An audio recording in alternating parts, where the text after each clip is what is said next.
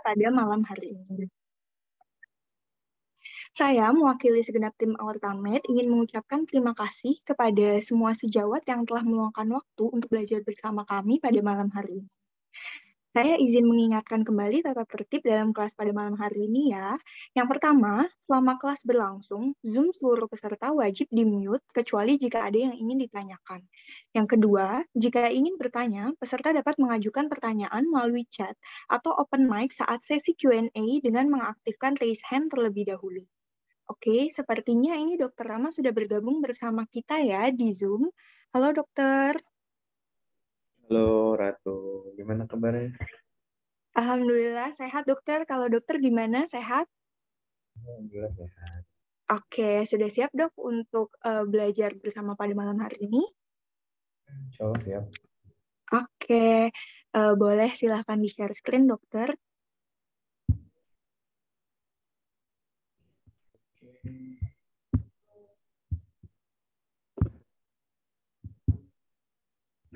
Udah kelihatan? Sudah dokter. Saya izin membacakan CV dokter terlebih dahulu ya dok. Oke.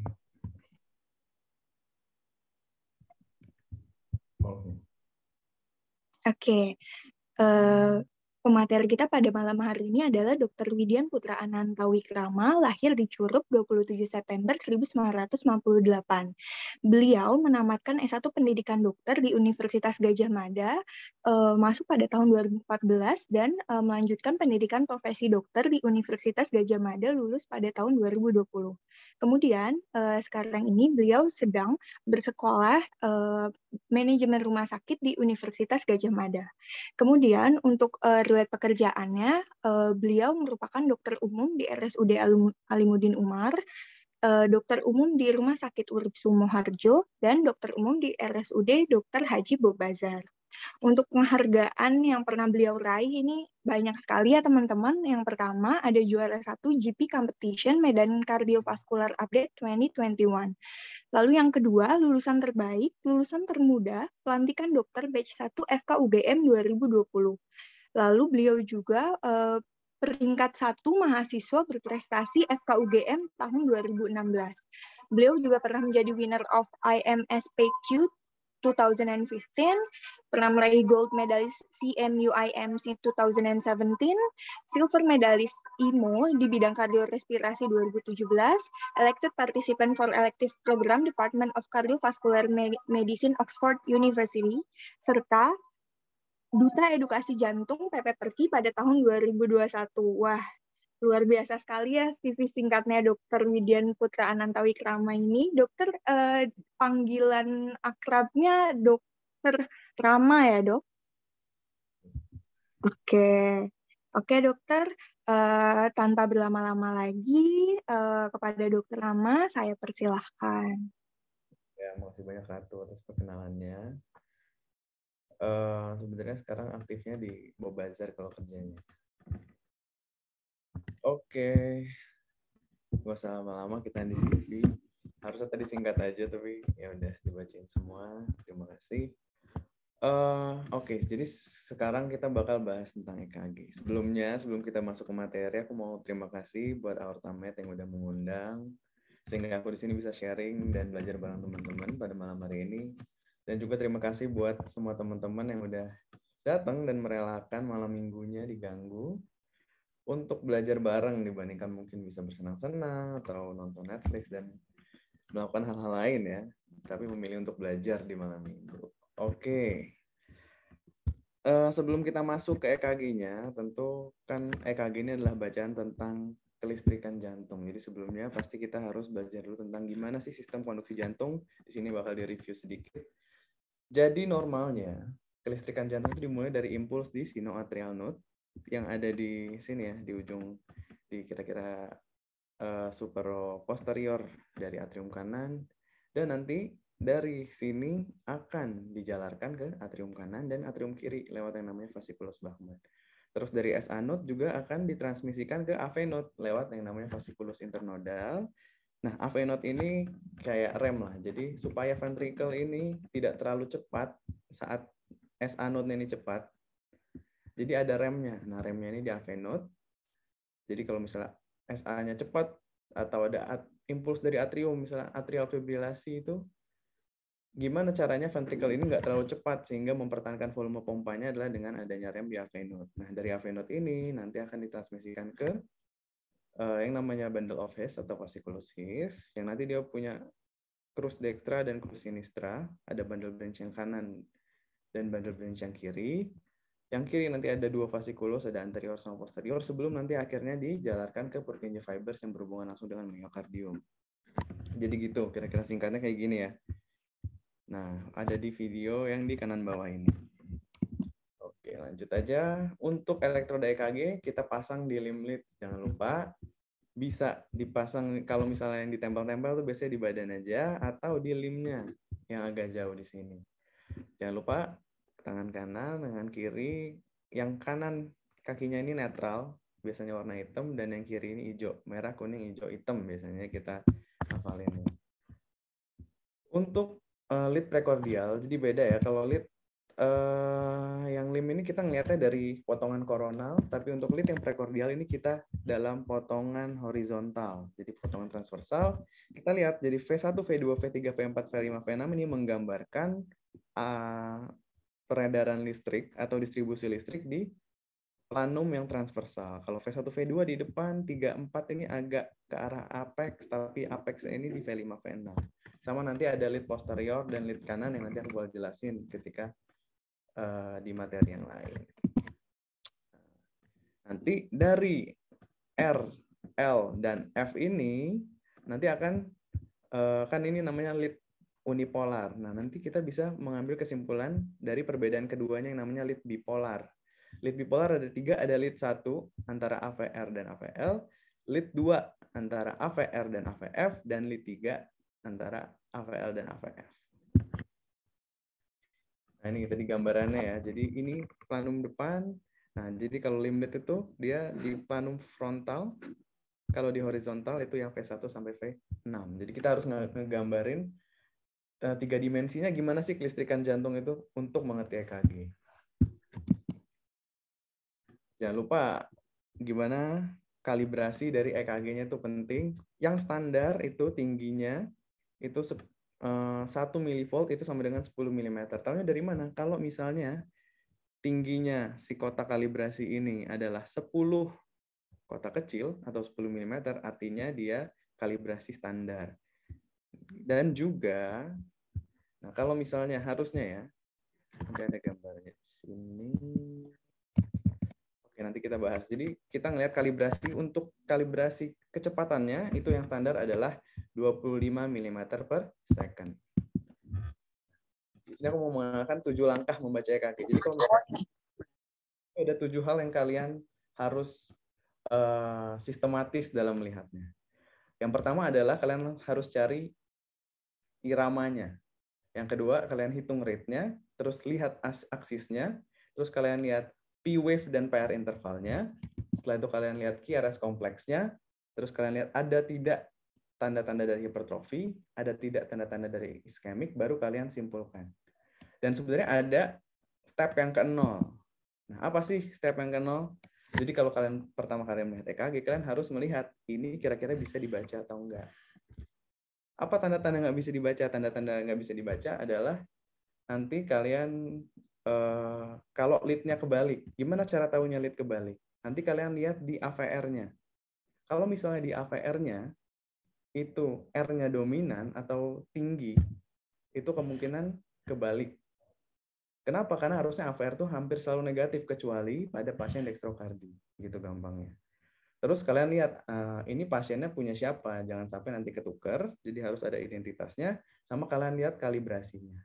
Nah, ini untuk melihat kalibrasi, kalau tingginya 10 mm, artinya untuk kalibrasi amplitudenya udah bagus. Nah, untuk yang standar itu nanti kalian hitung 1, 2, 3, 4, 5. Kalau 5, kotak kecil, lebarnya artinya kecepatannya standar. Kalau misalnya ini lebih panjang, artinya kecepatannya lebih cepat. Misalnya ini 25 mm per second, artinya ini 50 mm per second. Oke, itu step 0. Kita ke step yang pertama. Pertama adalah melihat iramanya. Tentunya yang harus ditentukan pertama kali adalah ini irama yang sinus atau tidak sinus. Karena irama yang normal adalah irama yang sinus dari SA node. Selain dari sinus, artinya sebenarnya adalah abnormal. Nih ya, kalau kalian perhatiin, gimana cara tahu ini irama sinus atau bukan? Yang pertama, itu adalah lihat gelombang P-nya. Gelombang P di mana? Yang pertama adalah gelombang P di lead 2. Kalau gelombang P di lead 2 ini tegak, itu kriteria yang pertama. Terus kalian lihat gelombang P di AVR. Gelombang P di AVR ini kebalik. Artinya kemungkinan dia datang dari daerahnya sinus node ini. Karena gelombang P-nya harusnya datang dari sini. Ini untuk ngelihat arahnya. Terus jangan lupa kriteria lainnya. 1P diikuti oleh 1 QRS. Artinya tidak ada gangguan konduksi di situ. Jadi 1P diikuti 1 QRS. Nah, nanti sinus ini sebenarnya ada sinus yang normal, kalau 60 sampai 100, kalau kurang dari 60 namanya sinus bradikardi, kalau dia lebih cepat dari 100 namanya sinus takikardi. Tapi yang paling nggak kalian ngerti kalau misalnya ini adalah yang namanya irama sinus. Ini tadi 3 kriterianya. Begitu ada 3 kriteria ini, kalian harus mikirin ini adalah sebuah irama sinus. Untuk kelainan irama nanti kita bahas selanjutnya. Terus rate-nya. Gimana sih cara ngitung rate? Nah, ini tergantung apakah rate-nya itu reguler apa irregular. Gimana cara tahunya? Kalian lihat aja RR intervalnya, konsisten apa enggak. RR interval itu yang mana? RR interval itu antara satu gelombang R. Kalau gampangnya lihat pucuknya aja sama pucuknya. Kalau ini, nah ini kira-kira ya 3 kotak lah ya. Dan konsisten 3 kotak, 3 kotak. Artinya adalah irama yang reguler. Kalau reguler ngitungnya gampang. Kalian 300 dibagi kotak besar. Di sini kotak besar itu maksudnya 5 kotak kecil ya. Karena ada yang nyebut juga kotak sedang. Atau 1.500 kotak kecil. Dari jarak R ke R. Misalnya pada kasus ini 15 kotak kecil. Jadi misalnya 1.500 bagi 15 artinya 100 gitu ya. Kalau misalnya irregular gimana? Kalau misalnya irregular ngitungnya adalah dengan 6 detik terus kalian kali 10. Nah, itu artinya ketemu jumlah heart rate-nya, jumlah denyut jantung dalam 60 karena 6 dikali 10. Nah, ini contohnya nih. Ini iramanya gimana? Kalau ini lead 2, ini kemungkinan sinus. Tapi reguler nggak? Irregular. Oke? Karena yang di sini lebih panjang. Di sini cuma 1, 2, 3, 4. Mungkin kira-kira 4,8 kotak 4,8 ya. 4,8 kotak besar. Yang ini 1, 2, 3, 4, 5, 6 setengah. 6,2 kotak sedang atau kotak besar. Artinya irregular karena ini lebih panjang. Nah, kalau irama sinus apa bisa irregular? Bisa. Ini yang kita sebut dengan sinus aritmia. Biasanya pas ini agak memanjang, ini artinya pasiennya lagi inspirasi kemungkinan. Berapa heart rate-nya kalau kayak gini? Ya kalian hitung aja. Nih misalnya, ini udah ada tandanya sebenarnya. Ini. Jadi, satu kotak kecil kan sama dengan 0,04 second atau 40 milisecond. Artinya kalau 5 kotak kecil ini 0,2 second. Artinya kalau 1 second ini 5 kotak besar. Artinya kalau kita mau ngitung 6 detik, artinya 6 dikali 5 kotak besar. Kalian hitung 30 kotak besar. 1, 2, 3, 4, 5, 6, 7, 8, 9, 10, 11, 12. Ini 30. Berapa jumlahnya? 1, 2, 3, 4, 5, 6. 6 ini dikali 10. Artinya jawabannya adalah 60 kali per menit. Gitu ya. Oke. Nah, jadi kalau kita udah tahu, kan step 1 irama, step 2 rate, kita bisa melihat ada gangguan irama atau rate enggak. Gangguannya berupa apa? Kalau bisa sinus, bisa nggak sinus, itu pun bisa aritmia. Jadi tadi ada yang namanya sinus aritmia, walaupun dia sinus. Jadi intinya adalah lihat heart rate-nya. Kalau heart rate-nya lebih dari 100, kita bilang namanya takikardi. Kalau heart rate-nya kurang dari 60, itu namanya bradikardi. Takikardi ini kalau gampangnya kita bagi jadi 2. Ada neurokompleks, di mana lebar QRS-nya itu kurang dari 3 kotak, atau 0,12 second, atau wide complex, di mana dia lebih lebar dari 120 milisecond. Nah, kalau neurokompleks ini pasti supraventrikular biasanya. Walaupun sebenarnya ada juga yang ventrikular, yang agak mengecoh. Tapi wide complex ini bisa ventricular tachycardia atau berasal dari ventricle, bisa juga dari ventricle, dari supraventricle, tapi ada gangguan konduksi atau yang kita sebut dengan aberransi. Jadi karena ada gangguan konduksi yang tadinya sempit, jadi melebar karena ada gangguan dalam penyebaran listrik. Kalau bradikardi, ini bisa gangguan di produksi impulsnya, contohnya sinus node-nya rusak, jadi sinus bradikardi gitu. Sinusnya harusnya normal, tapi dia agak lambat. Misalnya ada iskemia, itu bisa jadi lambat. Atau ada gangguan konduksi, contohnya apa? Ada AV block, atau ada RBBB, atau ada LBBB, itu bisa menyebabkan bradikardia. Walaupun biasanya yang lebih menyebabkan bradikardia adalah si AV block. Ini irama sinus normal ya. Ini ada P, diikuti QRS, ini kemungkinan lead 2, kalau lead 2 dia P-nya tegak. Nah, ini pendekatan neurokompleks tachycardia, mungkin nggak usah spesifik banget, tapi intinya kalau sempit, reguler nggak kita lihat. Kalau nggak reguler, itu biasanya bisa MAT atau atrial fibrilasi. Nanti kita lihat gambarannya gimana. Kalau reguler, kelihatan nggak P-nya? Kalau nggak kelihatan, udah kita bilang aja SVT sebenarnya. Nah, kalau dia kelihatan gelombang P-nya, apakah atrialnya, gelombang P-nya itu jumlahnya lebih banyak daripada gelombang QRS-nya? Kalau iya, artinya dia namanya atrial flutter atau atrial tachycardy. Kalau misalnya jumlah atrial sama ventrikelnya itu sama, artinya kemungkinan atau nggak bisa dinilai atau kurang, jadi lebih banyak si ventrikelnya daripada gelombang P-nya, itu kemungkinan adalah sebuah re-entry, bisa AVRT, bisa AVNRT, gitu. Yang kemungkinan karena ini waktunya cuma sejam, kita nggak bisa bahas di sini.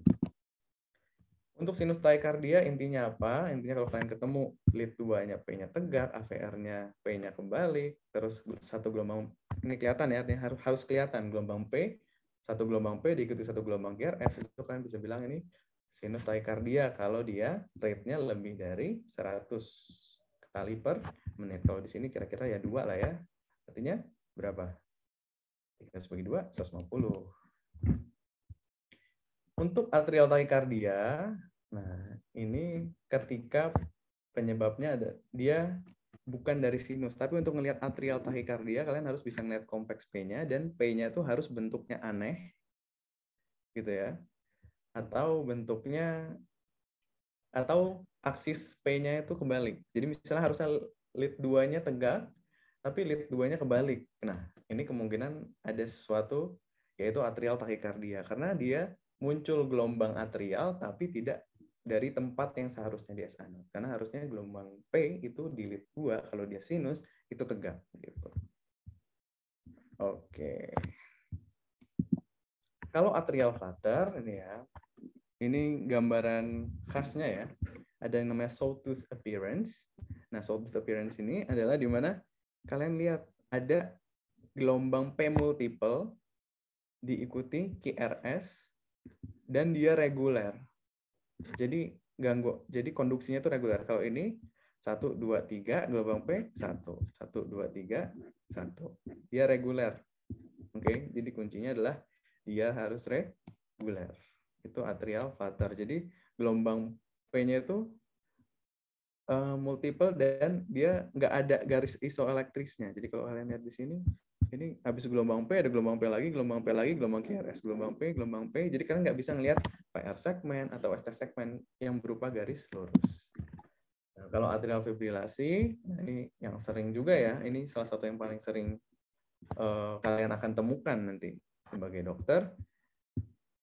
Itu intinya yang jelas, yang pertama kalian harus notice adalah irregular.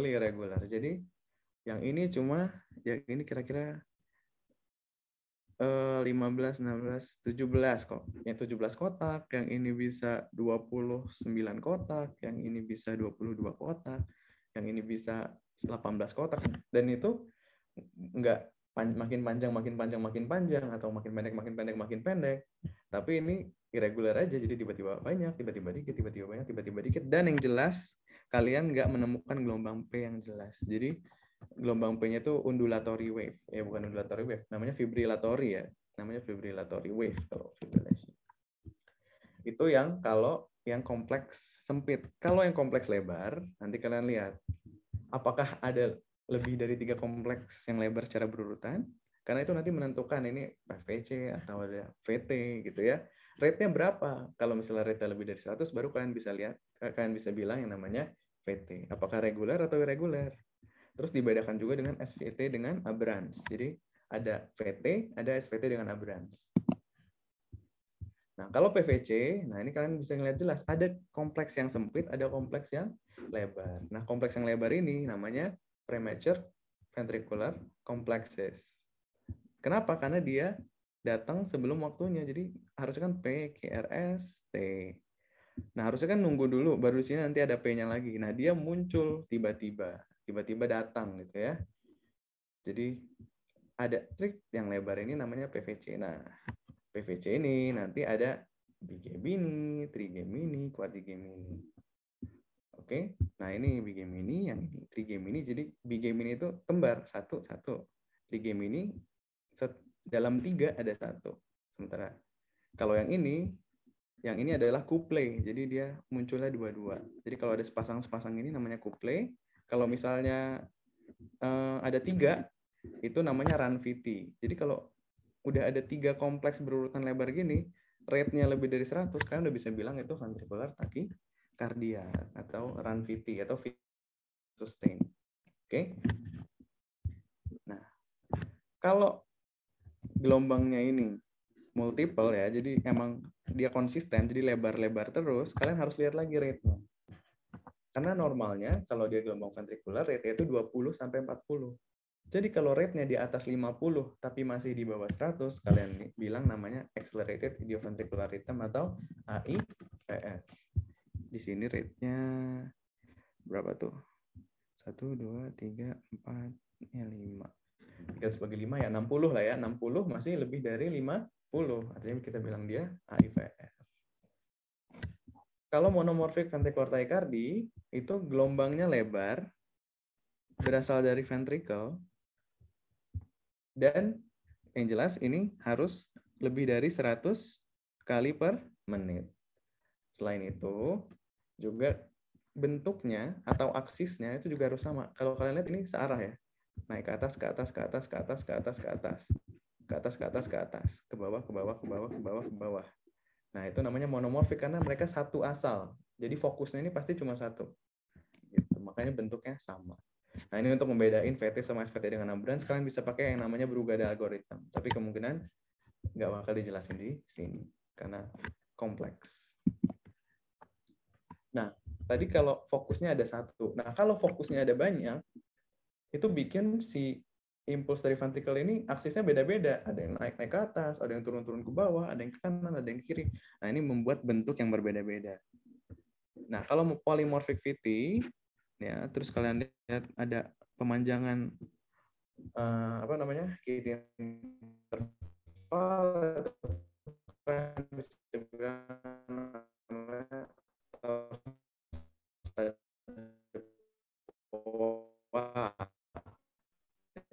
Di sini juga ada ciri khasnya, yaitu nih, ini ada aksisnya di sini. Dia muter-muter singkatannya TDP. Nah, kalau ventricular fibrillation ini kalian nggak bisa ngelihat gelombang yang jelas. Gelombangnya nggak jelas. Dan ini kayak berupa apa ya? Pergerakan tidak terstruktur aja dan dia irregular, sangat irregular. Dan kalau VF ini pasti nggak ada nadinya. Jadi secara klinis kalian apa aja, nadinya pasti nggak ada. Tapi kalau polymorphic VT atau VT monomorphic yang sangat cepat itu bisa pulseless, bisa dengan pulse. Step 3. Jadi tadi kita udah ngeliat rhythm, kita udah ngeliat rate-nya, terus udah tahu kelainan rhythm dan rate apa aja, kita ngeliat aksisnya.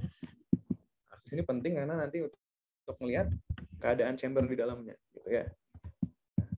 Untuk ngeliat aksis, sebenarnya gampangnya, itu kalian ngeliat lead 1 dan AVF-nya. Kenapa? Karena lead 1 itu menggambarkan sumbu yang horizontal ini, dan lead AVF itu menggambarkan yang dari atas ke bawah sini.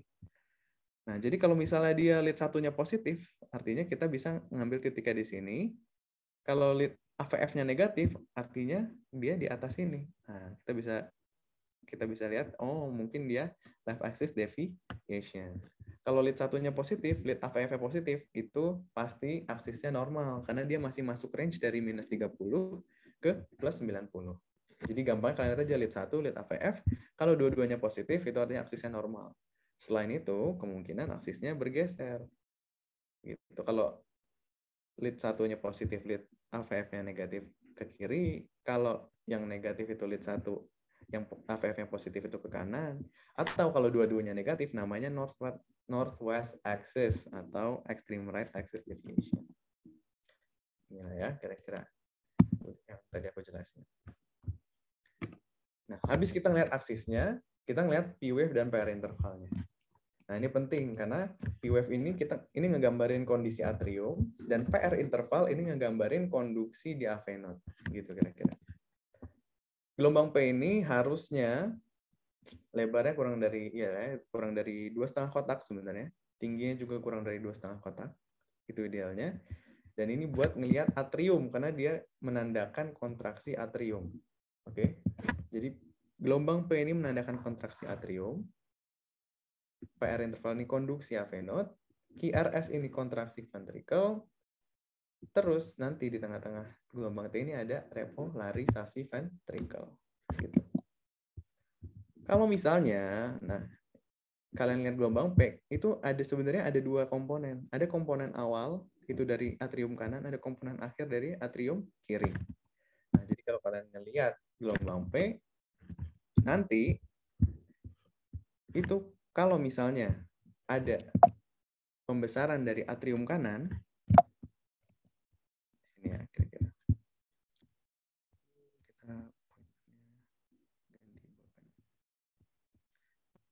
Nah, nanti di sini akan lebih tinggi yang dari kanannya. Oke. Sementara kalau ada pembesaran atrium kiri, nanti dia cenderung melebar gini. Nah, jadi kalau misalnya ada pembesaran atrium kanan, bakal tinggi si gelombang P-nya. Kalau ada pembesaran atrium kiri, yang bakal baca kayak gini.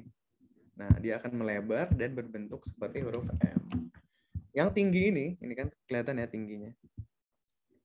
Nah, atau kalau kalian lihat di V1, itu namanya terminal positivity. Nah, ini ya. Kalau dia tinggi ke atas, lebih dari 1 kotak, atau tinggi RAE-nya ini lebih dari 2,5 kotak, tinggi gelombang P-nya ini lebih dari 2,5 kotak, kalian bilang itu pembesaran atrium kanan. Kalau dia pembesaran atrium kiri, nanti dia melebar lebih dari 2,5 kotak, atau terminal negativity-nya ini nanti dalam lebih dari 1 mm. Kalau ada dua-duanya, nanti artinya dia tinggi dan lebar. Ini ke sini lebih dari 2,5, ke sini lebih dari 2,5. Terus ke sini juga lebih dari 1, terus ke sini juga lebih dari 1. Ya. Terus, kalau mau lihat AV node, kita lihat dari interval PR. Kalau normalnya itu kan 0,12 sampai 0,2 ya. Jadi kira-kira 3 sampai 5 kotak kecil. Kalau kurang dari 3 kotak kecil atau kurang dari 0,12 second, itu artinya ada sindrom preeksitasi. Artinya dia nggak lewat AV node, tadi dia lewat jalur yang abnormal. Tapi kalau lebih dari 0,12 second, itu artinya ada AV block. Nah, contohnya gini. Preeksitasi itu contohnya gini. Nah, kalau ada slurred QRS wave dengan PR interval yang cuma segini, kurang dari 3 kotak kecil atau kurang dari 0,12 second, kalian bisa bilang ini yang namanya WPW atau Wolff-Parkinson-White syndrome. Ini contohnya ya. Ini kelihatan jelas ya delta wave-nya ya. Nah, oke. Terus kalau AV block gimana? Nah, AV block ini intinya adalah kalau misalnya remnya terlalu kuat di AV node, tentu saja nanti dari jarak P ke QRS-nya nanti memanjang. Nah, jadi kalau segmen interval PR, jadi kita ngitungnya dari awal gelombang P sampai awal QRS ini, kalau dia lebih dari 5 kotak atau lebih dari 0,2 second, itu kita bilang namanya AV block derajat 1. Apa bedanya sama AV block derajat 2? Kalau AV block derajat 2, blokadenya itu bahkan sampai ada gelombang P yang nggak bisa lewat. Kalau ini kan masih lewat walaupun agak lama ya. Nah, tapi kalau ada gelombang P yang nggak bisa lewat, ini namanya drop beat. Ini kita bilang namanya derajat 2, AV block derajat 2. AV block derajat 2 ini dibagi lagi. Ada yang mengikuti Wenckebach periodicity, jadi makin lama makin panjang. Ada yang nggak ngikutin Wenckebach periodicity atau nama lainnya Hayes. Nah, ini nama lainnya adalah si AV block derajat 2, Mobitz 2. Jadi, kalau yang Mobitz 1 itu PR-nya ini kalian lihat makin lama makin panjang, terus ada satu yang nggak dihantarkan. Nanti ada lagi, terus makin panjang, terus ada drop. Gitu. Kalau yang Mobitz 2, karena di sini, PR intervalnya itu konstan. Tapi tiba-tiba hilang. Gitu ya. Ya kalian untuk ibaratin yang mana yang lebih parah, mungkin bisa diibaratin kayak orang. Orang yang lebih mana yang lebih parah, yang tiba-tiba ngilang atau yang kayak ngasih kabar dulu terus tiba-tiba ngilang. Nah, pasti yang lebih parah yang tiba-tiba ngilang ya. Makanya Mobitz 2 ini lebih parah. Dia udah masuk high degree AV block ke sini. Terus kalau misalnya 2:1, ini agak susah. Soalnya dia satu dihantarkan, satu nggak dihantarkan. Kita nggak bisa ngebedain antara Mobitz 1 sama Mobitz 2 karena kita nggak tahu ini memanjang atau enggak gitu. Ada juga AV block derajat 3. Untuk ngeliat AV block derajat 3, gampang aja. Nanti kalian lihat, pasti gelombang P sama gelombang P-nya ini, nah, ini jaraknya konstan. Jadi QRS sama QRS-nya juga konstan. Jadi ini reguler nanti nadinya. QRS-nya reguler, RR intervalnya ini reguler. Tapi antara P dan QRS ini udah nggak nyambung. Jadi ibaratnya orang pacaran, mereka udah putus. Oke, kita lanjut. Tadi kita udah sampai AV node, terus dia bakal dihantarkan lagi ke ventricle. Jadi kita bahas si depolarisasi ventricle yang digambarkan oleh si QRS morfologi. Nah, kalau kalian perhatiin ada gelombang Q yang ke bawah, ini namanya Q. Jadi yang ke bawah pertama kali namanya Q, yang ke atas pertama kali pasti namanya R, dan yang gelombang ke bawah setelah gelombang R itu pasti namanya gelombang S. Itu cara penamaannya. Nah, ini melambangkan si depolarisasi ventricle ya. Kenapa ada Q ini? Karena nanti dalam pergerakan ya, kalau kalian perhatiin tadi, itu dia ke arah sini dulu, si depolarisasinya. Baru ke arah sini lagi. Nah, baru deh ada ke arah sini lagi. Jadi ada swinging. Jadi yang septum dulu, baru ventricle kiri, baru agak balik lagi. Karena dia agak ke atas gitu kan. Jadi dia naik ke atas. Nah, pas naik ke atas ini, dia kebaca sebagai negatif. Gitu. Oke. Nah, pada saat melihat QRS yang pertama kali, kalian lihat apakah ada morfologi bundle branch block. Ini yang penting secara klinis. Gimana itu morfologi bundle branch block? Nah, kalian tahu tadi ada yang namanya bundle branch kanan sama bundle branch kiri. Kalau ada blokade di kanan, nah kalian lihat lead di sebelah kanan, yaitu misalnya V1, V2. Nah, biasanya di situ ada morfologi RSR, aksen. Nah, atau biasa kita sebut dengan rabbit ear ya. Nah, itu karena ada delay dari konduksi ke kanan. Makanya kelihatannya di kanan. Nah, kalau di V6, kita ngelihatnya sebagai nih, white slurred S. Jadi S ini harusnya nggak selebar ini. Gitu. Harusnya kurang dari setengah kotak. Nah, tapi kalau misalnya udah lebih dari setengah kotak, nah ini kita bisa bilang dia ada yang namanya slurred S. Gitu. Kita bisa lihat juga dari intrinsic void time. Intrinsic void time ini dari awal QRS sampai puncaknya. Dari awal gelombang R sampai puncaknya. Gitu, oke? Nah, kalau LBBB, ini ada gangguan di left bundle branch-nya. Jadi kalau kalian lihat nanti, si morfologi yang agak notch, itu ada di sebelah kiri. Jadi ada di V6-nya. Sementara, sama kayak tadi, ini agak kebalik. Jadi kalau tadi di kanan, yang tadinya di V1 gambarannya agak ke V6, yang tadinya di V6, yang si S-nya melebar ini dan mendalam, itu ada di V1. Dan ciri khasnya lagi, gelombang V6-nya ini tidak ada septal kiri. Kalau yang ini apa? Kalau kalian lihat, ya ini harusnya kalian tetap interpretasikan sebagaimana mestinya ya. Kalau kalian lihat ini gelombang P-nya nggak jelas gitu ya.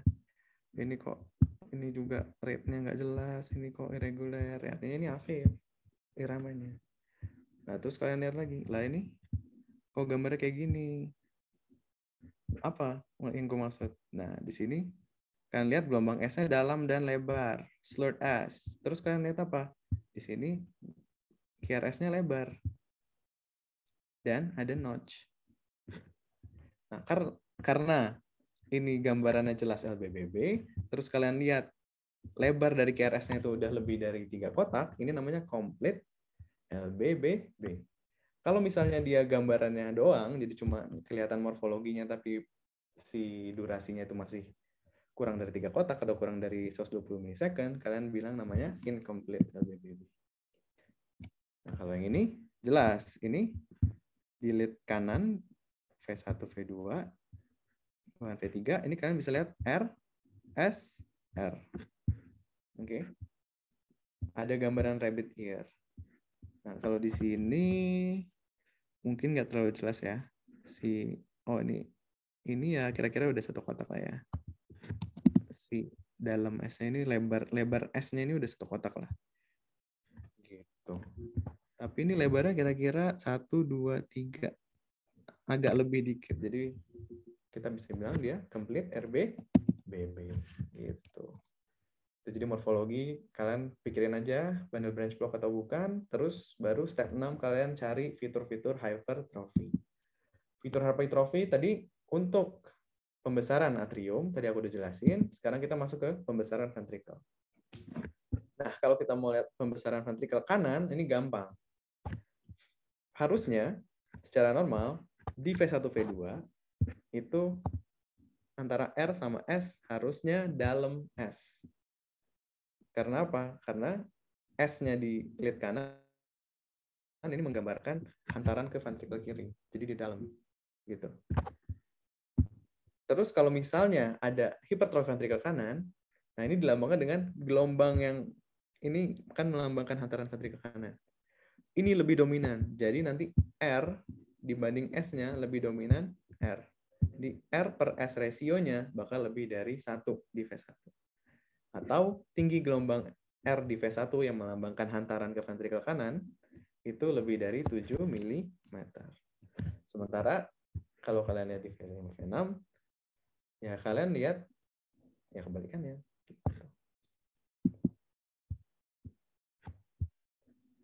Kalau hipertrofi ventricle kiri, ini karena di ventricle kiri kalian lihat hantaran ventricle kiri itu juga di gelombang R-nya, ya nanti di lead kiri kalian lihat R-nya tinggi, di lead V1 tadi kan aku udah jelasin. Yang ini tuh menggambarkan hantaran ke ventricle kiri. Jadi di sini bakal dalam S-nya. Nah, nanti kalian hitung pakai namanya kriteria. Kriteria apa? Namanya kriteria Sokolov-Lyon. Jadi kalian hitung S di V1 ditambah R di V6. Kalau lebih dari 35 mm, itu artinya namanya hipertrofi ventricle kiri. Walaupun sebenarnya ada kriteria yang lain. Misalnya, kalau di V5 atau V6 R-nya tingginya lebih dari 26 mili, atau di AVL dia R-nya lebih dari 11 mili, atau ada strain pattern. Apa itu strain pattern? Nah, jadi biasanya hipertrofi ventricle itu karena ototnya menebal, repolarisasinya itu juga akan terganggu. Karena ototnya jadi abnormally thick gitu ya. Nah, nanti gangguannya gimana? Kalian bisa lihat ada ST depresi atau T inversi. Contohnya ini. Walaupun kalau di kanan sebenarnya ya bisa aja ya. Normal T-nya inverted. Tapi harusnya nggak ada ST depresi juga. Kalau di ventricle kiri, ya kalian bakal lihat ada ST depresi atau T inversi. Atau bisa pakai kriteria Cornell. Atau bisa pakai sistem point Romfield test juga bisa. Tapi yang gampang biasanya yang Sokolov-Lyon dan emang paling sering dipakai. Terus habis kalian lihat gejala hipertrofi atau tanda-tanda hipertrofi, kalian cari tanda-tanda iskemik. Kalau tanda-tanda iskemik gimana? Kalian lihat gelombang Q, terus ST segmen dan T wave. Gampangnya kayak gitu. Walaupun gelombang R nanti kalian bisa ngelihat kalau orang yang udah iskemik, udah infark tuh mungkin progresi gelombang R-nya kurang bagus. Tapi gampangnya, kalau misalnya masih tahap iskemi, itu biasanya kelainan adalah ST depresi, T inversi, atau T hiperakut.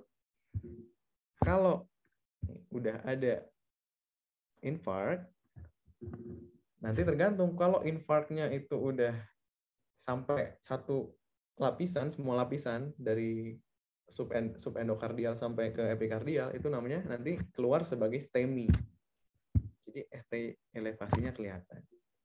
Kalau misalnya enggak, ya nanti keluarnya cuma sebagai STEMI. Jadi nggak kelihatan ST elevasinya. Terus gimana taunya dia ada infark atau enggak? Nanti setelah beberapa jam, kalau ada sel yang mati, itu akan menimbulkan bekas. Dan bekasnya itu nanti tidak bisa didepolarisasi dan muncul sebagai Q-wave yang signifikan, gampangnya biasanya lebih dari 1 kali 1 kotak. Jadi tingginya, dalamnya lebih dari 1 kotak, lebarnya lebih dari 1 kotak, itu kita sebut dengan Q-wave signifikan. Nah, ST depresi pun beda antara ST depresi yang downslope, horizontal, sama upslope. Yang spesifik untuk iskemia, jadi yang kita pertimbangkan untuk iskemia biasanya yang downsloping atau horizontal. Kalau ST elevasi yang kita pertimbangkan malah yang upsloping. Kalau T inversi ya gitu-gitu aja lah ya. Balik. Nah, kalau kalian memantau pasien STEMI, itu biasanya kita lakukan yang namanya EKG rutin ya, bukan EKG rutin, EKG periodik atau episodik EKG. Jadi kita serial EKG-nya. Kita lakukan EKG serial untuk apa? Untuk melihat perubahannya. Karena pada STEMI itu evolusinya ada yang khas. Gimana? Pertama pasti hyperakut T dulu. Nah, habis T hyperakut, muncullah mulai ST elevasi. Nah, habis ST elevasi baru karena selnya udah mati, muncul gelombang Q. Nah, ini dibarengi dengan yang hyperakut tadi jadi kebalik. Jadi kira-kira pada waktu beberapa jam, itu T-nya bakal inverted. Nah, habis itu nanti pada saat 1 minggu udah beberapa hari, ST-nya ini kan perlahan-lahan turun. Nanti pada saat udah beberapa minggu, yang sisa itu tinggal gelombang Q. Setelah 1 minggu, yang sisa tinggal gelombang Q dan T inversinya. Setelah itu, T-nya akan mengalami normalisasi, dan yang tertinggal tinggal sisa infarknya, yaitu gelombang. Oke. ST elevasi seberapa banyak yang kita bilang STEMI? Yang jelas, kalau STEMI itu ST elevasi segmennya harus di lead minimal 2. Minimal di 2 lead yang berhubungan. Misalnya inferior ya 2-3 AVF. Harus ada minimal 2 di antara itu. Atau kalau di anterior ya V1, V2, V3, V4. Bisa anterseptal gitu ya. Atau kalau lateral ya V5, V6, lead 1, AVL. Itu kan temannya satu kelompoknya. Jadi harus ada temannya, nggak boleh cuma 1 lead, itu kita nggak bisa bilang STEMI. Terus kalau dia di lead V2 atau V3, ini spesifik sesuai jenis kelamin dan usia. Karena otot jantungnya cowok itu terutama yang muda lebih tebal, kita butuh 2,5 mm. Kalau udah agak tua, cowoknya ya mungkin ototnya agak nggak terlalu tebal lagi ya, udah jarang dipakai, kerja keras jantungnya jadi tinggal 2. Kalau cewek, all ages, karena emang dihubungkan dengan aktivitas yang lebih kurang intensif dibandingkan cowok, jadi semua cewek itu 1,5 di lead V2 dan V3. Selain itu, kita ngitungnya lebih dari 1 mm, itu kita sebut dengan STEMI. Tapi ada juga lead-lead khusus.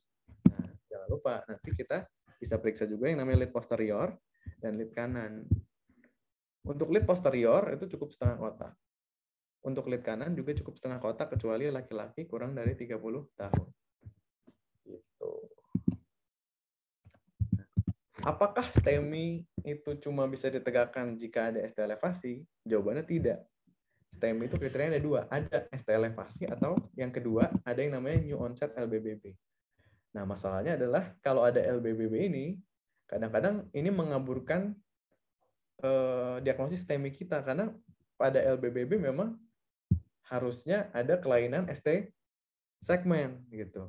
Cara taunya gimana? Nah, jadi kalau pada LBBB itu harusnya yang namanya si ST segmennya itu bergerak menyesuaikan absisnya. Contohnya gimana? Kalau ini ya normalnya kalau dia ke atas si gelombang R-nya pada LBBB memang sudah semestinya ST depresi. Kalau gelombang R-nya ke bawah memang sudah semestinya dia ST elevasi. Ini emang udah hukumnya. Makanya kita sebut dengan appropriate discordant karena emang wajar aja dia seperti itu. Nah, tapi apa yang kita sebut inappropriate discordance itu kalau misalnya ada kriterianya nih menurut Scarbosa. ST elevasi dibanding X-wave-nya itu udah lebih dari 25%, atau ST depresinya lebih dari 1 mm, atau ada ST elevasi konkordan yang lebih dari 1 mm. Gitu. Kalau ada salah satu di antara tiga ini, kita sebut dengan STEMI. Ada juga kelainan gelombang T yang lain selain iskemia. Itu apa? Khas banget ya ini, hyperkalemia. Bedanya apa? Kalau kalian lihat di sini, base-nya ya. Kalau yang hyperkalemia itu dia narrow base. Jadi 1, 2, 3, cuma 4 kotak gitu ya. Yang ini kalau dia disebabkan oleh iskemia, dia broad base, jadi lebar. Kalau kalian itu 1, 2, 3, 4, 5, 6, bahkan bisa sampai 7 kotak itu base-nya. Ini ya, kalau kalian perhatiin emang lebar. Sementara kalau yang normal juga bisa tinggi. Apa yang membedakan antara yang normal dan tidak normal? Itu gampangnya adalah kalau yang normal itu asimetrik. Jadi yang awalnya landai, pas turunnya tajam. Kalau kalian perhatiin ini naiknya tajam, turunnya tajam. Yang ini juga, ini naiknya tajam, turunnya tajam. Jadi khasnya normal varian T yang agak tinggi itu adalah asimetrik. Oke, ini tadi kita udah bahas. Nah, jangan lupa ya, lokasi-lokasi STEMI yang khas. Ada V1, V2, itu tempatnya septal, 3, 4 tempatnya anterior, 5, 6 tempatnya apikal. Nah, ini bisa digabung-gabung nih. Bahkan bisa sampai high lateral kita sebutnya. 1 AVL ini ya. Nah, kalau sampai high lateral namanya kita biasanya sebut anteroextensive. Ini 23 AVF inferior, sama kalau sampai posterior kita cek di 789. Nah, ini arteri yang terkait. Jangan lupa, karena dengan melihat si ST segmennya itu elevasi di mana, kita bisa tahu arteri apa sih yang teroklusi sesuai dengan vaskularisasi normalnya. Kadang-kadang ada juga ST elevasi yang normal. Pada apa ST elevasi itu normal? Pada yang namanya early repolarization variant atau ERV. Gimana cara bedainnya ERV itu? Cara bedainnya, yang pertama biasanya kita temukan di lead V1 sampai V3. V1 sampai V3. Terus bedain antara ini ya sama ini. Kalau pada ERV itu yang namanya J point, pertemuan antara gelombang S dan ST segmennya itu naik.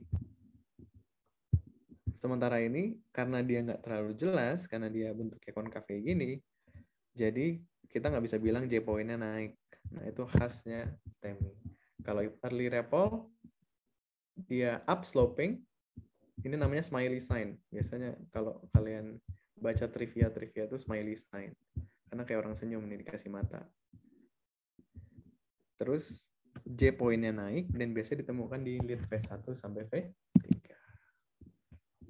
Oke, itu kan tadi step ke-7.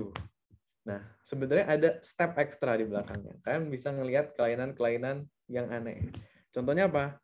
Hipokalemia. Kalau hipokalemia bakal kelihatan gelombang U setelah gelombang T yang dangkal ya, atau gelombang T yang kecil, kalian bakal lihat gelombang U. Terus akan ada PR interval memanjang, jadi akan ada gambaran afebol. Kalau pada hyperkalemia, jelas gelombang T-nya tinggi. Nah, di sini juga kalian bakal lihat yang ada pelebaran QRS. Nah, gitu. Kalau hypo atau hyperkalsemia gampang, kalian lihat aja KITI intervalnya. Nah, kalau KITI interval memanjang, curiga ke arah hipokalsemia. Kalau KITI-nya memendek, curiga ke arah hiperkalsemia. Ada juga yang khusus ya. Tapi kalau pasien hipotermia, kalian ketemu Osborne G-wave, harusnya kalian nggak usah pakai Osborne G-wave, kalian cukup cek temperatur aja, kalian udah tahu itu hipotermia, jadi nggak usah sibuk-sibuk cari EKG.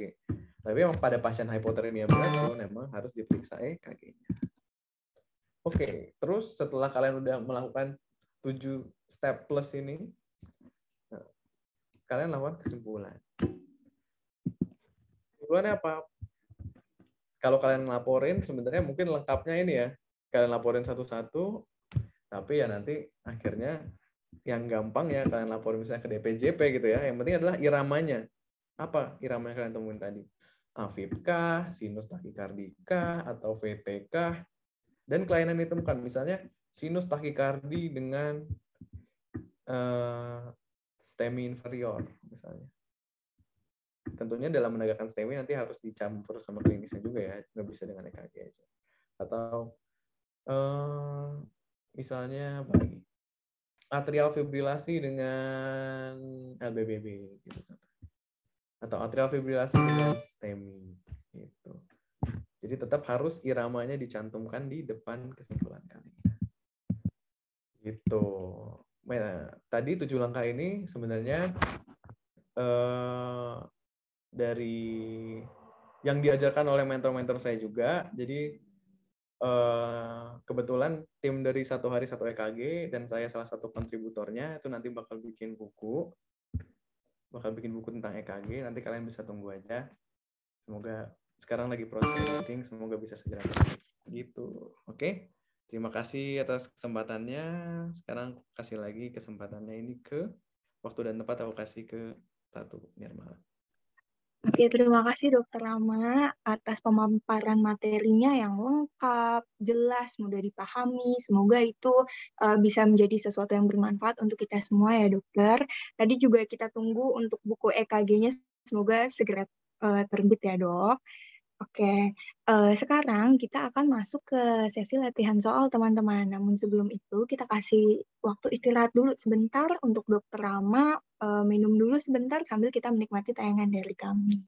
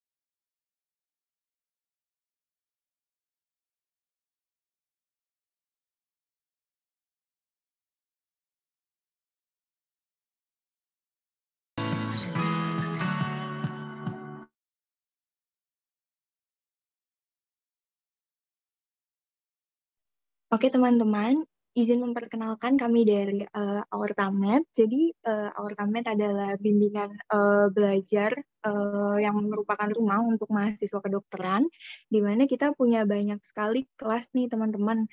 Ada kelas preklinik dan ada kelas paket UKM PPD. Mungkin untuk teman-teman di sini yang masih koas dan yang akan persiapan untuk UKM PPD bisa banget ikut belajar bareng kita. Kita ada paket UKM PPD yang di dalamnya terdiri dari 3 jenis kelas. Yang pertama ada kelas materi. Di sini fokus untuk pemantapan materi dan konsep teman-teman semua. Di kelas materi ini, teman-teman akan belajar sebanyak 16 kali pertemuan. Tiap pertemuannya terdiri dari 4 jam. Dalam satu pertemuan itu terdiri dari 4 jam. Nah, teman-teman cukup membayar 1.750.000 saja dari harga yang sebelumnya 2.500.000. Kemudian, selain itu kita juga punya kelas lain, yakni kelas OSCE. Ini merupakan kelas paling favorit dari batch sebelumnya, di batch Mei 2022. Kenapa? Karena di kelas OSCE ini, teman-teman akan mendapatkan review materi OSCE dari mulai anamnesis sampai tata laksana ketika OSCE. Kemudian, setelah itu, teman-teman bisa latihan menggunakan manekin yang lengkap sekali yang kita punya. Dan selain itu juga, teman-teman akan didampingi oleh tutor kita, sehingga nanti akan diberikan feedback untuk memperbaiki kemampuan OSCE teman-teman. Di kelas OSCE ini, teman-teman akan mengikuti sebanyak 15 kali pertemuan, setiap pertemuannya 3 jam, dan selain itu teman-teman juga akan mendapatkan kesempatan 2 kali tryout OSCE. Kelas OSCE ini hanya 1.500.000 saja, teman-teman, dari yang sebelumnya 2 juta rupiah. Kemudian di kelas yang ketiga itu ada kelas soal. Di kelas soal ini teman-teman akan melakukan pemantapan soal sebanyak 1.000 soal yang dilakukan dalam 15 kali pertemuan. Per pertemuannya 3 jam, dan selain itu teman-teman juga mendapatkan benefit bisa mengikuti 2 kali tryout OSCE. Kalau teman-teman ingin mendapatkan diskon yang lebih banyak, teman-teman bisa gabung di memilih all-in package dengan hanya membayar 3.500.000 saja. Kalau teman-teman tertarik untuk mempersiapkan UKM PPD-nya bersama kami, bisa silakan hubungi kami di Instagram aorta.net atau di WA 082176840167 atau di line @aorta.net. Oke. Oke, Dokter Rama, apakah sudah bergabung lagi bersama kami? Oke. Oke, sudah cukup istirahatnya ya, Dok. Bisa kita mulai kembali lagi ya, Dok. Oke. Boleh, silakan Sudah dokter cukup. di share screen-nya lagi karena kita akan masuk ke sesi latihan soal.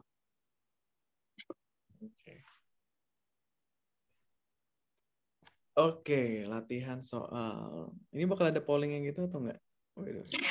Nanti akan kita kasih waktu, Dok. Jadi satu soal kita kasih kesempatan teman-teman untuk melihat soalnya, membaca soalnya, kemudian dikasih sekitar 1 menit untuk menjawab di kolom chat, Dokter. Kalau ada yang mau open mic juga boleh, nanti teman-teman boleh raise hand terlebih dahulu.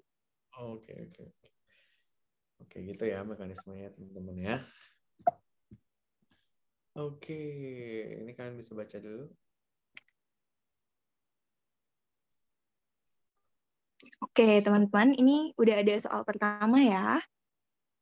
Seorang pria 44 tahun datang ke IGD dengan keluhan nyeri dada sebelah kiri yang menembus punggung dan menjalar hingga ke leher dan rahang sejak 15 menit yang lalu.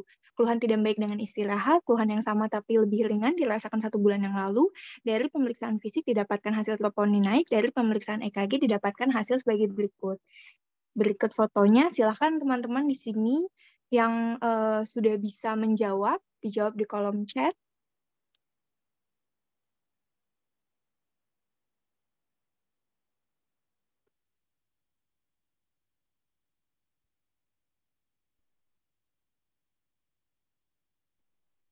Adakah yang sudah bisa menjawab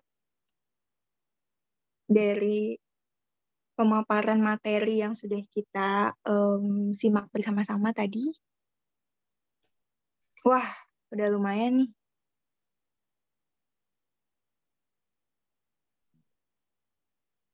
Pada jawab D, dokter, STEMI anteroseptal. Oke. Nah, apakah benar, Dok? Mari kita bahas langsung. Silakan, Dokter Rama. Oke, ya. Kalau ini kan Mungkin ada yang mau ke PPD ya? Iya, Dok. Kalau PPD pasti tahu lah triknya, baca soalnya dulu. Gitu, misalnya pemeriksaan EKG didapatkan hasil, artinya kalian nanti baca EKG-nya langsung, terus kalian cocokin juga nih sama si klinisnya. Kalau di sini, nah, lihat ya, iramanya gimana? Jangan lupa tadi pakai 7 step. Coba kalau kita pakai 7 step gimana? Walaupun di sini mungkin kelainannya prominent ya, tapi jangan lupain yang lain-lain. Karena kalau kita lupain yang lain-lain, nanti pasti ada yang kelewatan. Siapa tahu itu penting buat pasiennya. Pertama apa? Pertama irama. Irama kita lihat gelombang P dilihat 2, gelombang P di AVR. Oke, lead 2 positif, AVR negatif, 1P, 1 QRS, artinya sinus. Terus kita lihat lajunya. Berapa kira-kira? Kalau di sini kurang dari 3, artinya 300 bagi 2,5. Artinya pasti mungkin 110, 120-an. Takikardi, sinus takikardi. Terus kita lihat aksisnya. Aksisnya gimana? Kita lihat di lead 1. Di lead 1 agak seimbang, mungkin agak ke atas ini ya. Di AVF-nya dia ke atas. Positif gitu ya. Artinya apa? Artinya dia masih normal. Aksesnya normal. Habis kita ngelihat aksesnya apa tadi? Kita ngelihat P dan PR interval. P-nya di sini, kalau kita lihat, kalau ngelihat P, itu di lead 2 dan V1. Jadi ya, kita lihat di lead 2-nya, ini masih kurang dari 2,5 ya. Di sininya juga nggak ada yang lebih dari 1 mili. Artinya P P-nya normal. PR intervalnya berapa? Mungkin kira-kira 4 kotak, masih normal. Terus QRS-nya gimana bentuk QRS-nya? Kita lihat V1 sampai V6, ada nggak tanda-tanda RBBB atau LBBB? Di sini nggak ada. Terus habis itu kita lihat lagi, apakah ada tanda hipertrofi chamber? Tadi nggak ada, atrium nggak ada, ventricle ada nggak? Nggak ada. Terus habis kita lihat chamber, atau tanda-tanda hipertrofi, kita lihat tanda-tanda iskemik. Nah, di sini di tanda-tanda iskemik yang kita bisa lihat nih V1, V2, V3, V4, ini ada ST elevasi. V1, V2 menggambarkan septal, V3, V4 menggambarkan anterior. Jadi kita bisa bilang ini STEMI anteroseptal. Jadi kalau kita laporan EKG gimana? Artinya sinus takikardi dengan STEMI anteroseptal. Gitu kira-kira. Oke, lanjut ke soal yang kedua. Silakan teman-teman, ada yang sudah tahu jawabannya ini? Apakah interpretasi dari gambaran EKG di bawah ini?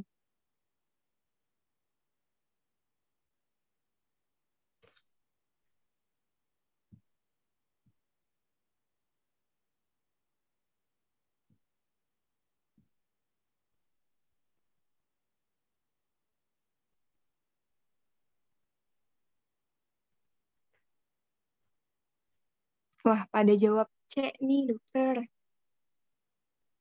Ada lagi nggak? Ada yang punya jawaban lain mungkin? Yo, mungkin ada pendapat lain nih. C ya dok, C semua ya. Iya, sepertinya ya dok. Boleh silakan dibahas, dokter. Ya, pada pinter-pinter nih ya. Iya. Oke, benar. Ini sebenarnya mungkin lebih pas lagi kalau kita tahu lead-nya. Misalnya lead 2 gitu ya. Kalau ini lead 2, ngelihat aksis P yang tegak tadi ya. Aksis P yang tegak, terus juga 1 PD gitu, 1 QRS. Bisa kita bilang ini sinus takikardi. Gitu. Tapi kalau misalnya ini lead AVR, apa artinya? Artinya dia dextrokardi atau mungkin EKG-nya kebalik gitu ngambilnya. Jadi sebenarnya penting juga kita kasih lead di sini. Tapi kadang-kadang emang soal-soal tuh emang kadang-kadang nggak ada kayak gitu. Jadi kita terima saja apa yang dikasih soal, oke? Ya, sinus tachycardy ya. Kenapa sinus tachycardy? Karena kalau kalau tadi kan kita baru ngebahas si sinusnya doang. Jangan lupa jarak RR interval di sini 2,5 kira-kira ya. Kalau 2,5 artinya 300 dibagi 2,5. Ya kira-kira artinya pasti antara 100 dan 150. Kira-kira mungkin 120. Gitu. 130-an. Oke. Lanjut ke soal nomor 3. Wah, soal nomor 3 nih. Yang tadi dibahas sama Dokter Rama ya. Ada nggak yang udah bisa jawab nih? Interpretasi dari EKG berikut. Ya tuh.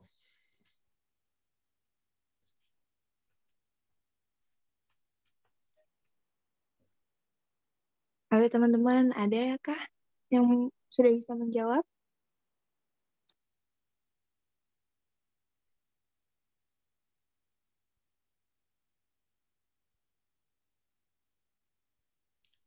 Jawab dong. Salah nggak apa-apa. Iya, nggak apa-apa salah, nggak dihukum. Iya, nggak dihukum. Nanti kita bahas bareng-bareng habis ini ya teman-teman. Wah, ada yang jawab C, ada yang jawab A. Ada yang jawab C, ada yang jawab A. Wah, ini kita mendapatkan sedikit variasi lah ya paling nggak. Iya. Dari tadi mungkin soalnya gampang, jadi semuanya benar semua. Mungkin ini sebuah variasi. Oke. Oke, kira-kira jawabannya C atau A ya teman-teman. Kita langsung cross-check ke Dokter Rama. Silakan dok. Oke. Jangan lupa ya, tadi kalau ngelihat, kita lihat apanya dulu. Kita lihat ritmenya dulu, atau iramanya. Iramanya di sini ada gelombang P.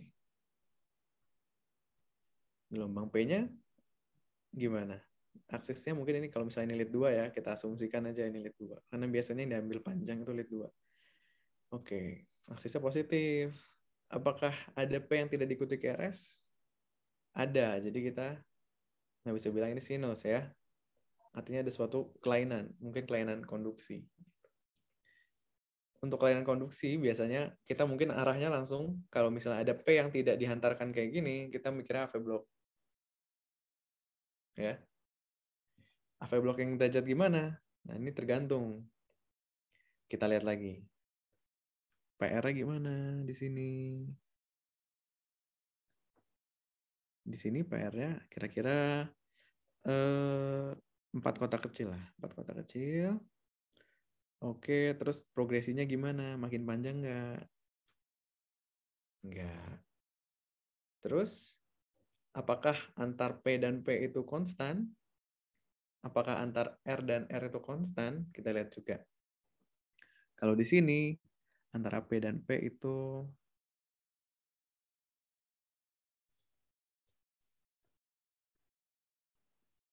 konstan, tapi antara R dan R-nya nggak konstan ya. Nah, karena ada P yang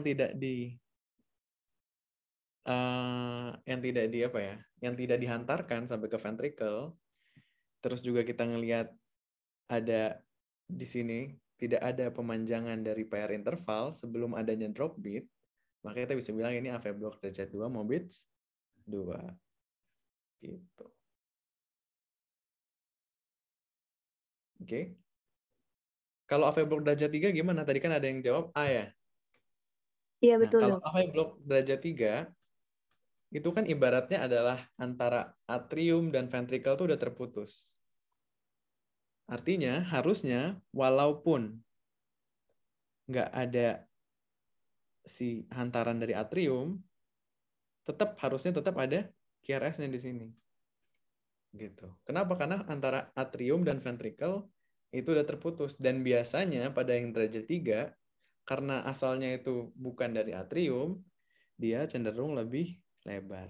Gitu. Si QRS-nya di bagian yang nggak ada P-nya.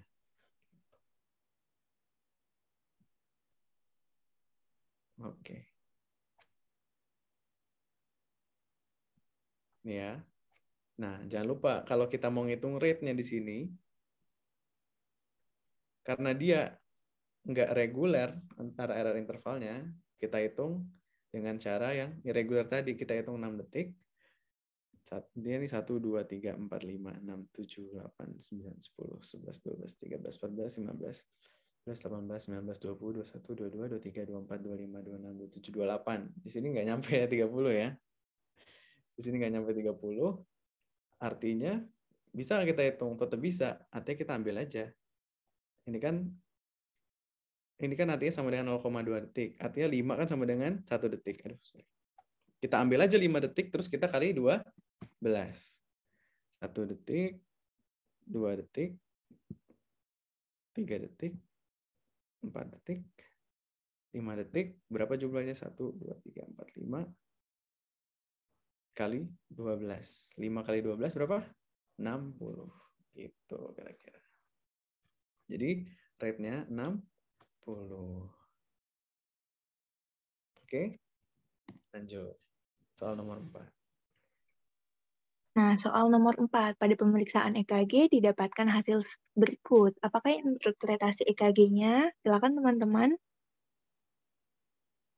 Apakah ventricle tachycardia monomorfik, apakah ventricle fibrilasi, atrial flutter, phase, atau torsade de Poix?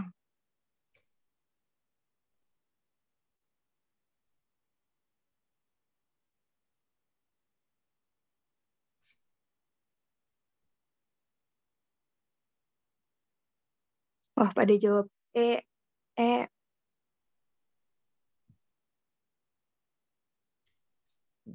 Soalnya ini semua. Ada sama semua ya jawabannya ya. Kurang iya. variatif. Gampang artinya soalnya. Oke, langsung aja. Nah, kalau kita ngelihat artinya iramanya ini jelas ya, kita lihat nggak ada gelombang P-nya, bahkan kita lihat lebar-lebar gini, aksisnya beda-beda. Yang ini ada yang ke atas, yang ada yang ke bawah. Dan kalau kita lihat ini aksisnya, dia berputar dalam suatu aksis lagi di dalamnya. Nih, kayak lambang ini ya, albumnya Arctic Monkeys gitu ya. Nah, gini kan. Nah, ini namanya kita sebut dengan torsade Poix. Gitu. Atau bisa juga, ini torsade Poix ini adalah salah satu jenis dari VT polimorfik. Makanya salah ini, karena VT-nya monomorfik. Karena kalau monomorfik harusnya dia seragam, misalnya gini. Nah, ini juga nggak seragam banget, tapi ya maksudnya gitu lah ya. Oke, torsade Poix. Wah, Rate-nya berarti sudah bisa. kalau kita ngitung polymorphic VT atau ventricle fibrilasi, kita susah ngitung rate-nya. Jadi sebenarnya karena apa? Karena ada gelombang-gelombang yang mungkin kita abaikan gitu. Lanjut. Oke, lanjut ke soal kelima, teman-teman. Soal yang terakhir. Seorang laki-laki 50 tahun datang dengan keluhan dada berdebar sejak 1 hari lalu. Keluhan disertai dengan pusing, nyeri dada, dan sesak nafas. Tekanan darah 80/60 mmHg. Denyut nadi 170 kali per menit. Pasien memiliki riwayat merokok dan suka minum kopi. Keluhan baru muncul pertama kali. EKG-nya dilampirkan seperti berikut. Diagnosis pasien yang tepat adalah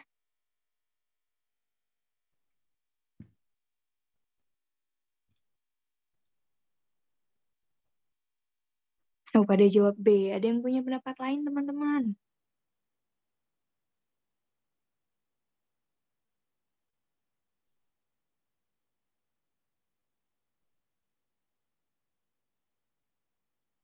Ada yang jawab A juga.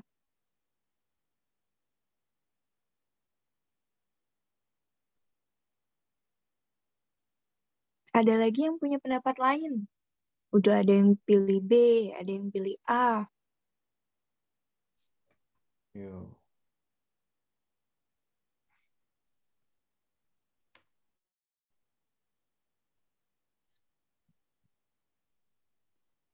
Udah, kita bahas. Sudah, sepertinya hanya itu saja. Dokter, silakan dibahas, dokter. Oke, kita bahas ya. Nah, ini ada yang A, ada yang B ya. Nah, ini juga memecah belah umat manusia ini, memecah belah bangsa ini, soal ini. Kita lihat yang ditanya adalah diagnosis pasien. Di sini nadinya 170 kali. Oke, kita lihat. Di sini kita lihat ritmenya, ada gelombang P. Terus di sini P-nya ada 4 ya kayaknya. Di sini P-nya ada 3, di sini P-nya ada 2. Tapi P-nya bentuknya agak ini ya, agak enggak apa ya, enggak konsisten gitu. Enggak konsisten. Terus masih ada garis isoelektrik yang kalau kita lihat. Dan di sini RR intervalnya itu kalau kalian lihat lagi ini ada yang ini yang disempit, yang ini sempit, yang ini lebar, yang ini lebar, yang ini lebar, yang ini sempit gitu. Artinya RR-nya irregular. Ada dua kemungkinan dari kasus ini. Yang pertama adalah atrial flutter with variable block. Artinya ini flutter tapi blokadenya beda-beda. Mungkin ada yang 4:1, ada yang 3:1, ada yang 2:1 gitu ya. Yang ini mungkin 3:1. Di sini 4:1 di situ. Tapi karena di sini kalau kalian lihat ada garis isoelektrisnya dan ada bagian yang nggak punya gelombang, nggak punya apa ya, nggak punya undulasi seperti di sini, ini bisa dibilang adalah atrial fibrilasi. Gitu. DD-nya atrial flutter with variable block. Kalau kalian mau mikirin diagnosisnya gitu. Tapi kalau menurutku ini jelas ini atrial fibrilasi. Jadi yang benar adalah A. Gitu. Gitu ya. Nah, di sini juga ada hintnya. Minum kopi walaupun merokok dan minum kopi itu memang bikin AFib, tapi memang belum tentu juga. Yang paling definitif dalam diagnosis kita lihat EKG-nya. Gitu. Oke. Oke, sudah 5 soal yang beragam kita bahas bersama-sama ya dok dan teman-teman. Semoga teman-teman yang di sini jadi makin paham nih. Ada sedikit lagi nih. Nah, Oh boleh dokter. ya. Nah di sini ya, kalau kalian perhatiin di sini yang ngebedain atrial flutter dan atrial fibrilasi itu walaupun dia ada geradak-geradaknya atrial fibrilasi. Kalau yang tadi ini karena dia geradak-geradaknya kasar kita sebut dengan coarse AF. Kalau yang ini yang geradak-geradaknya kecil-kecil kita sebut dengan fine AF.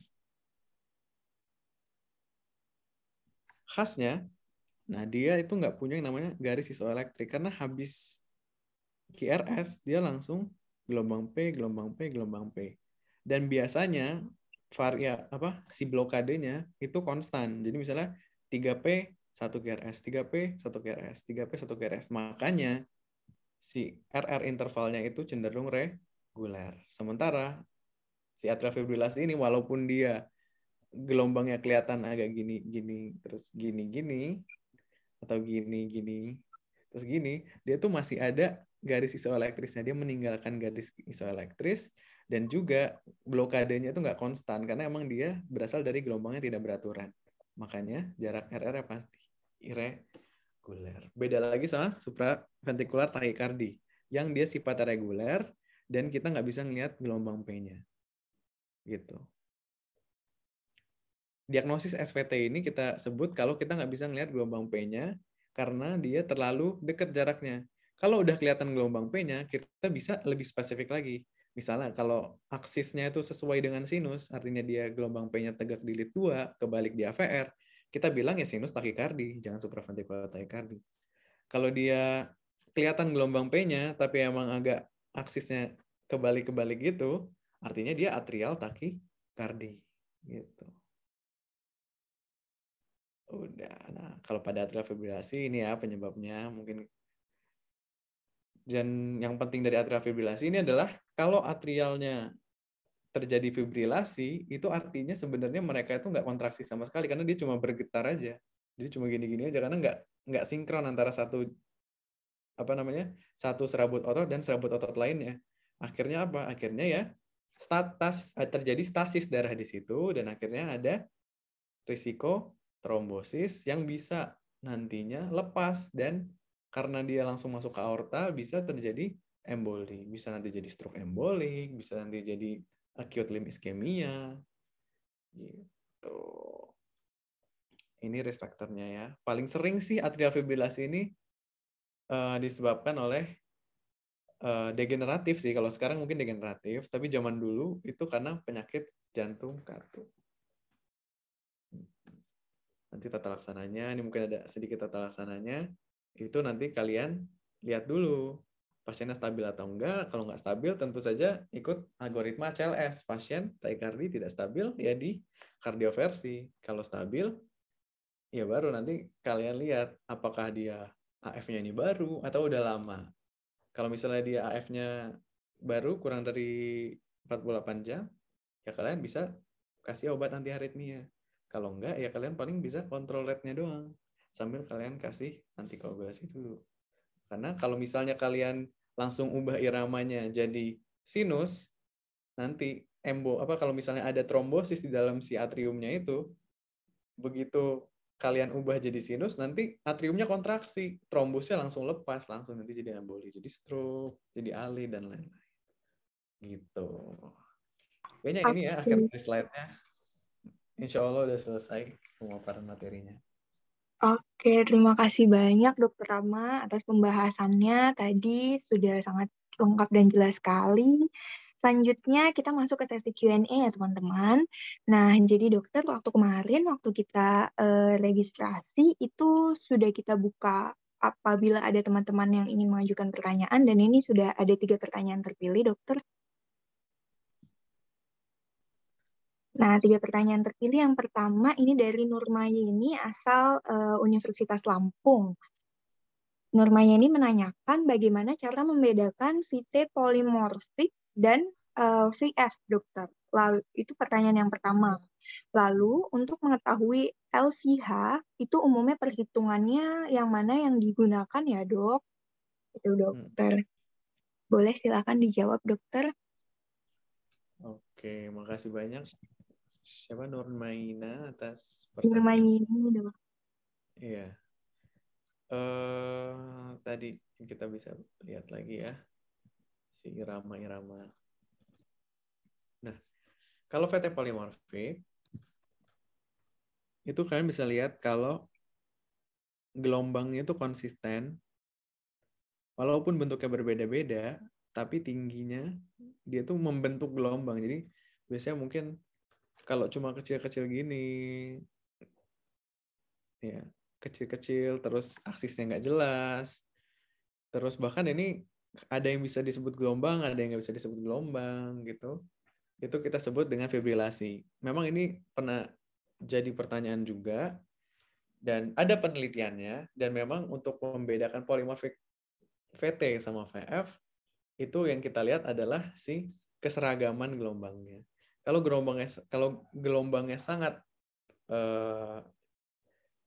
irregular, atau kita sebutnya sebenarnya namanya magnetic coherence namanya, kalau nggak salah. Namanya magnetic coherence-nya itu jelek, itu artinya dia fibrilasi.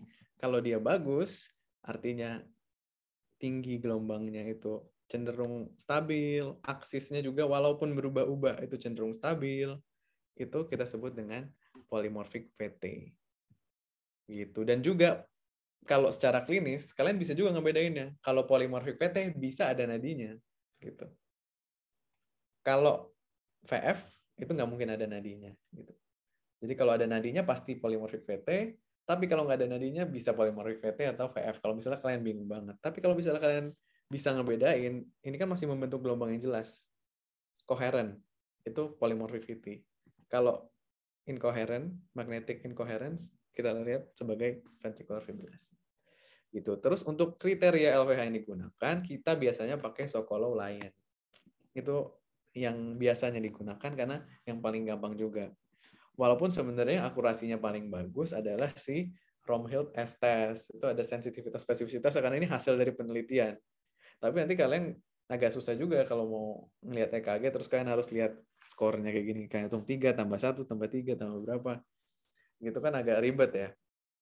Jadi lebih baik pakai yang gampang aja. So kalau lain gampang, Cornell juga bisa kalian pakai.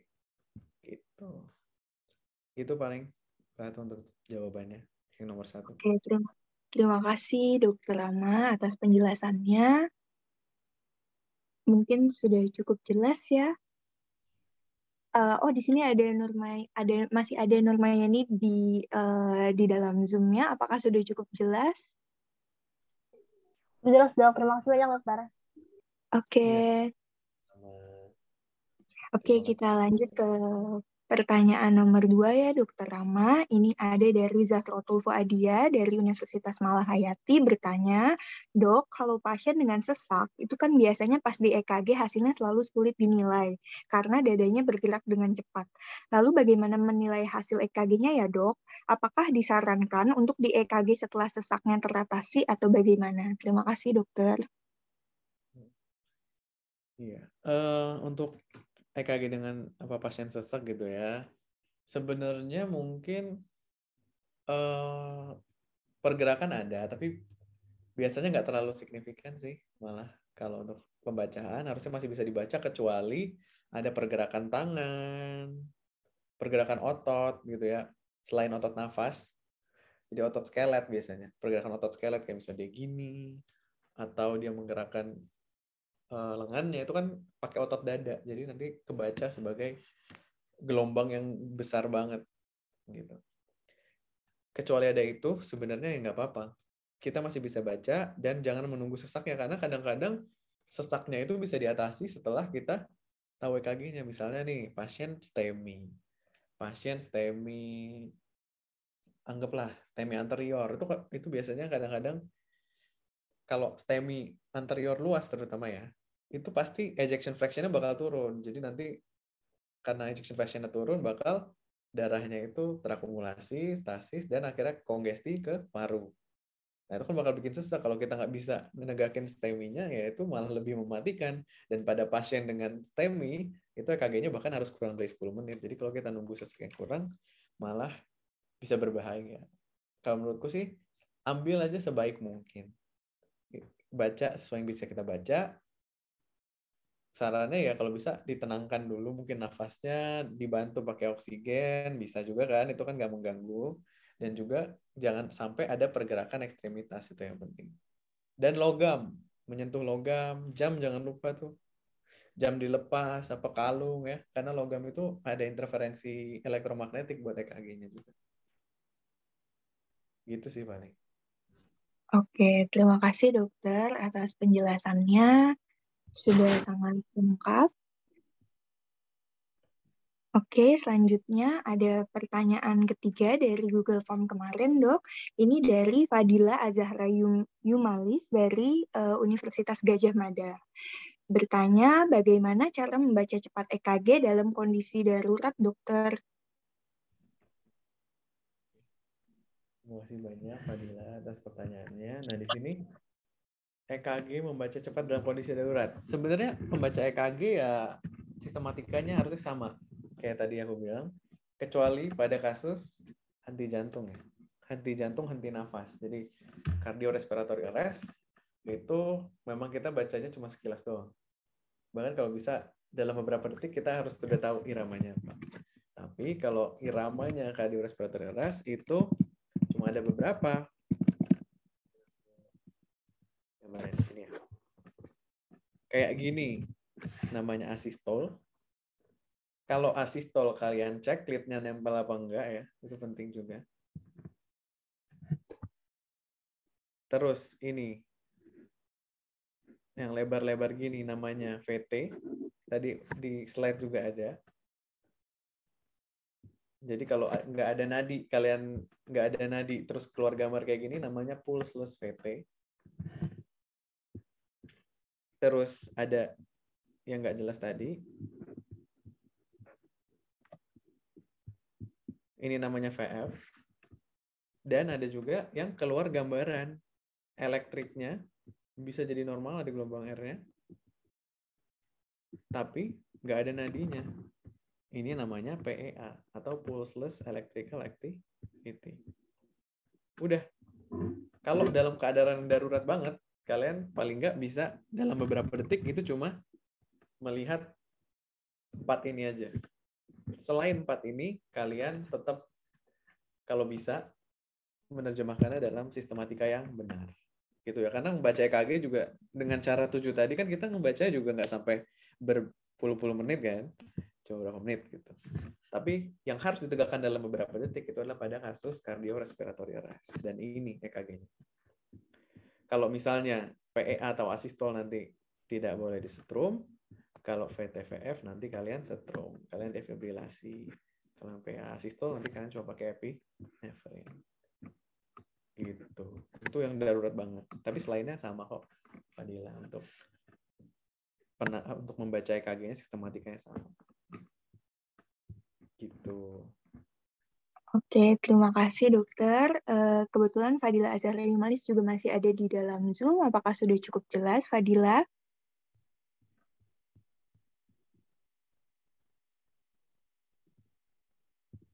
Semoga jelas ya. Oke, saya kira sudah cukup jelas. Ini kebetulan ada satu pertanyaan lagi, dokter, dari kolom chat. Izin membacakan ya, dok. Dari dokter Nanda S. Itza. Malam, dokter. Izin bertanya ya, dok. Seberapa seringkah kasus STEMI yang ditemukan dalam bentuk segar busa kriteria yang tadi sudah dijelaskan sebelumnya, dok? Dan bagaimana untuk evolusi atau serial EKG yang akan ditemukan selanjutnya? Terima kasih, dok. Oke. Masih banyak dokter Nanda, ini pertanyaan yang bagus sekali. Kalau STEMI dalam bentuk skarbosa kriteria itu gini. Jadi misalnya pasien sebelumnya udah ada LBBB gitu ya. Sebelum udah ada LBBB atau pasien datang nyeri dada ada LBBB. Nah, kita lihat skarbosanya ini gimana. Gitu. Yang pertama harus kita bedain adalah jelas kalau dia pacemaker apa enggak. Karena kalau pacemaker pasti gambarannya LBBB. Gimana cara taunya? Ada ini spike-nya. Nah, kalau kalian lihat nih, spike-nya tuh di sini. Nah, ini spike-nya. Nah, kalau nggak ada mungkin emang itu irama dari sinus. Dan gampangnya mungkin tanya aja ke bapak. Bapak pernah pasang pacemaker nggak? Masa dia nggak tahu gitu. Terus baru kalian lihat ini tadi yang appropriate discordance sama skarbosanya. Untuk kasus LBBB dengan STEMI sebenarnya emang jarang ditemuin. Karena STEMI itu lumayan sering dan mungkin skarbosa kriteria itu pernah ketemu mungkin baru 1 kali dulu. Padahal masa udah pasien STEMI mungkin ada banyak yang udah aku lihat, tapi mungkin tergantung ya, mungkin kalau di center-center yang gede mungkin ada, mereka mungkin udah menangani pasien yang memang punya LBBB. Jadi kalau ada LBBB itu kalau misalnya pasien emang dari dulunya udah punya LBBB, ya artinya nanti bakal kita baca dengan skarbosa kriteria itu. Untuk evolusinya, ya nanti si ST elevasi ini tentunya bakal normalisasi ya. Kalau yang sgarbosa nanti itu bakal berubah. Makanya salah satu kriteria dari STEMI adalah nanti STT changes-nya itu dynamic. Jadi nanti seiring evolusinya akan naik, nanti bakal balik lagi gitu. Nah, pada kasus yang LBBB ini kan memang sudah sewajarnya kalau QRS-nya ke bawah itu akan terjadi ST elevasi. Ya kan?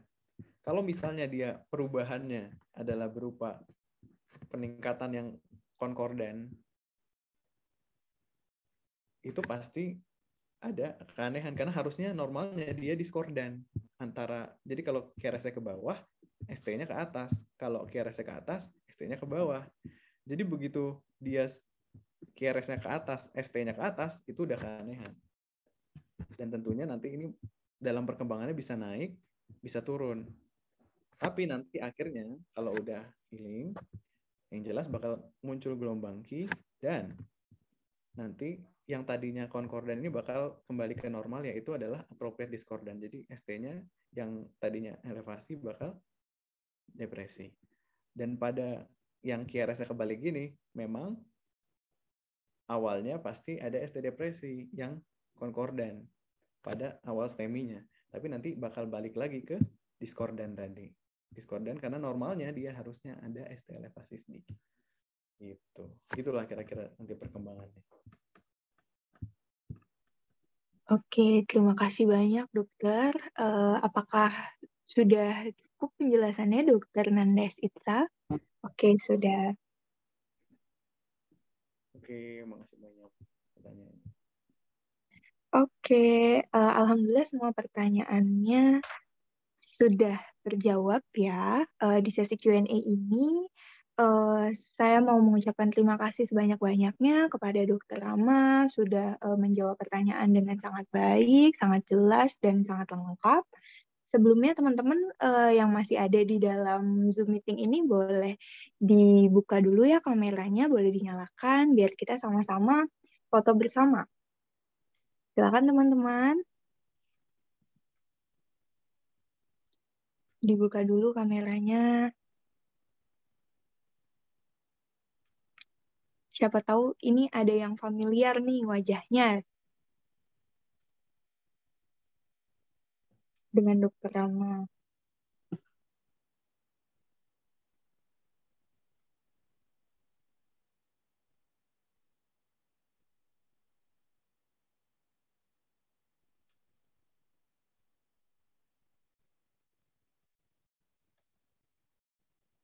Oke.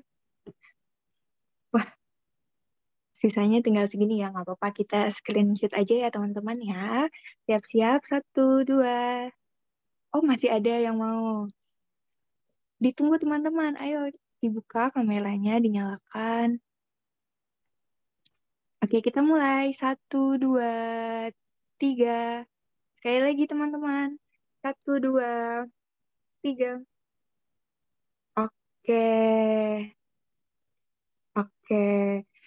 Baiklah, saya dan segenap tim mengucapkan terima kasih yang sebanyak-banyaknya kepada pemateri kita, Dr. Widian Putra Ananta Wikrama, yang telah meluangkan waktunya membawakan materi yang akan, insya Allah akan sangat berguna untuk persiapan OSCE klinik, menjalani koas, menjalani persiapan UKM PPD, dan menghadapi pasien sesungguhnya ketika berpraktik. Terima kasih banyak ya dokter. Saya juga saya juga mengucapkan terima kasih kepada teman-teman yang sudah setia nih dari awal sampai akhir, tetap ada di Zoom meeting ini. Akhir kata, saya mohon maaf apabila ada kekurangan. Saya pamit undur diri. Sampai jumpa di kelas Our Kamit yang lainnya. Assalamualaikum. Dadah.